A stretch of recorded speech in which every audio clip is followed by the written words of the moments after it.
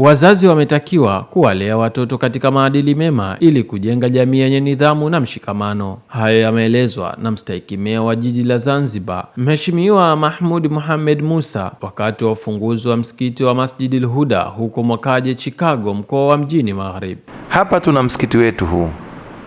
Nimesikia kauli 2, 3, 4 zikizungumza kwamba kwa sababu msikiti wetu ni mdogo. Huu si mdogo. Katika yale mambo na hadithi ambazo tumetangulia kuzisoma na mashehe wetu na mabwana wetu, kuna mtu alidiriki kutoa kipande tu cha mkate. Sasa malipo yake akaja akayaona wakati anakuja kuondoka katika dunia, akawa anaweweseka kwa kuzungumza maneno laitahu kana kamila. Yale ni katika mambo ambayo yalikuwa yana faraja zake. Kwa hiyo yule ambaye alikuja kuujenga huu msikiti, na vile vile asione kwamba msikiti huu nimekuja kuujenga mie huko mbali. Hapana, hapa ni karibu. Na wale ambao walikuwa wanasikitika kuona kwamba kilomita 1 ni kubwa katika kutafuta ibada, kuna mwenzetu pia anauliza laitahum kana baid. Sasa haya ni mambo ambayo kwa haraka haraka huwezi kuyaona uzito wake, lakini kuna wakati utafika tutaona ule umbali na ukaribu wake na mambo yake yanayotembea katika yale malipo ambayo Mwenyezi Mungu Subhanahu wa Ta'ala huwa anatulipa. Sasa sisi tuliokuwa tumejengewa au sisi ambao tumejenga, tuna wajibu, na wajibu wetu mkubwa kwanza kuusimamisha msikiti na kuutunza, kwa sababu kujenga swala moja, lakini kutunza na kuusimamisha ule msikiti wenyewe ni swala la pili. Najua katika kawaida yetu tuna kawaida ya kutengeneza kamati katika misikiti. Sasa hizi kamati za misikiti hizi, tutengenezeni kamati ambazo zitaweza kuusaidia msikiti, sio kujisaidia mtu ambaye mwana kamati ndani ya msikiti. Hili ni jambo muhimu sana tunatakiwa tulifanye. Ni lazima vijana wetu tuwasomeshe. Alipokuja mmoja kati ya watu ambao walikuja kutoa mawaidha hapa, alizungumzia kwamba kuna jengwa makanisa, kuna kuwepo na skuli ndani yake, kuna tokezea mambo ndani yake, ili watoto wetu waweze kwenda kusoma, alafu baadaye waweze kutekwa zile akili zao na hatimaye waweze kuingia katika mambo ambayo sio. Sasa ili hayo yaweze kukaa sawa, tutachukua sehemu moja kati ya msikiti wetu huu, tutatafuta walimu ambao watakuja kutusaidia ili vijana wetu sasa waweze kusoma na tuondokane na mambo ambayo mengine yanakuwa yanatokezea. Juzi palitokezea mtihani hapa kwetu, hapa Zanzibar. Tulifanya mashindano ya Qur'ani hapa. Baada ya kushakufanya yale mashindano, upande wetu Zanzibar hatukukamata nafasi ya kwanza, ya pili, ya tatu wala ya 4.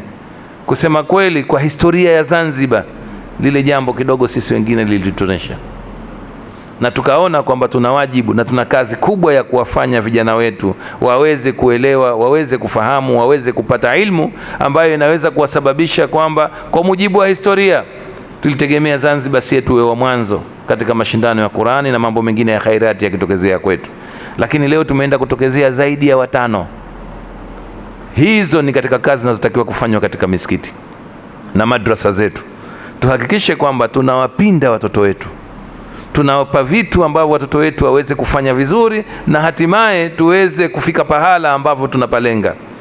Haidhuru kwamba kuna maelekezo kwamba itatokezea mtihani katika dunia yangu hii. Mwenyezi Mungu amekwisha kusema katika Qur'ani yake, lakini tutafika pahala mwenyewe atakuja kusimamia hilo swala, na hatimaye sasa Uislamu utakuja kusimama, na itakuwa huo ndio akhiri dunia imekamilika hapo, na mambo mengine yamefikia pahala pake. Naye mmoja wa wanakamati wa msikiti huo, Profesa Hassan Isa, amewaomba wananchi kuutunza na kuutumia vizuri msikiti huo ili uweze kubakia katika hali nzuri. Tuitunze sehemu hii, tutunze msikiti, tupatunze pahala hapa pema. Ni pahala pa kufanya ibada. Adha tuliyokuwa tunaipata hiki ndio nilichokuwa nakisema na kusudia katika maneno ya Imam Shafi kwamba adha tuliyokuwa tunaipata inakufundisha kwamba tupatunze na tupatumie ili kheri ifunguke zaidi, na Allah atapafungua zaidi kama ambavyo hadi tumeipata, kwa sababu alikuwa anasema tibruka turba mulkan fi amakini.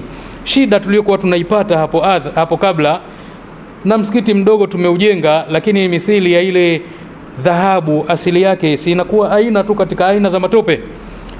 Watu wanateseka, wanakufa kwenye migodi.